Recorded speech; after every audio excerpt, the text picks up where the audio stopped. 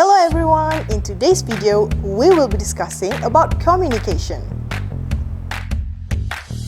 Before we begin, what is communication? Communication is an act of transferring, exchanging and sharing information and idea from one place, person or group. There are 7 elements in the communication process, which are sender, receiver, message, encode, decode, noise and feedback. Based on this diagram, we will apply it to our situation right now so that you can have better understanding. Sender is the speaker, which is me. Receiver is the listener, which is you. Message is the idea that the speaker is passing to listener, the same as me talking to you about our topic today, which is communication. Feedback is responses that comes from you after watching this video. Noise is the sound or interference, which it might come from the disruption surrounds you. Encode is the process of sender converting the message, which I am to decide what to inform you about. While decode is the process of receiver translating the message, which it is you in understanding our today's topic of communication.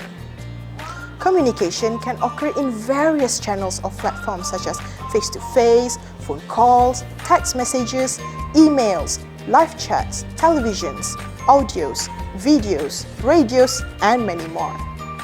Do you know there are 5 types of communication, which are verbal, non-verbal, written, visual, and listening? Verbal is in the form of speech, while non-verbal does not involve the usage of words. The near example is the use of sign language. Written is in form of text or alphabets, for example, a newspaper report. Visual is in the representation of pictures or figures, for example, the photo in the newspaper report. And finally, listening, which it might come in form of songs while you listen to the lyrics and music. We discuss and converse with our family and friends daily. However, there is distinct difference between a discussion and a conversation. A discussion is a process of talking about an issue to reach a conclusion, while conversation is a talk, usually informal, where news and ideas are exchanged.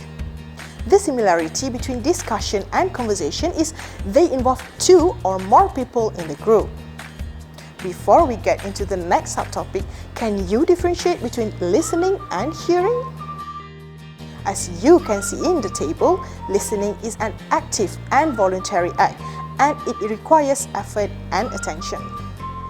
On the other hand, hearing is a passive and involuntary act, thus it requires no effort and attention. An example of listening is while you watch a movie. You need to focus and listen to every dialogue so that you are able to understand the whole plot line of the story.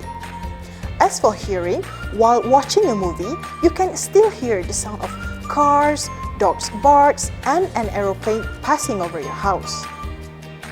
Be reminded, there are also guidelines or ethics that you have to abide while communicating. Be truthful and honest, use proper language, practice active listening, respect privacy, avoid negative tone, and respect other points of view and tolerate disagreement. I believe you now understand and know the basis in communication, and I hope you will be able to implement each one of them in your daily conversations. Thank you.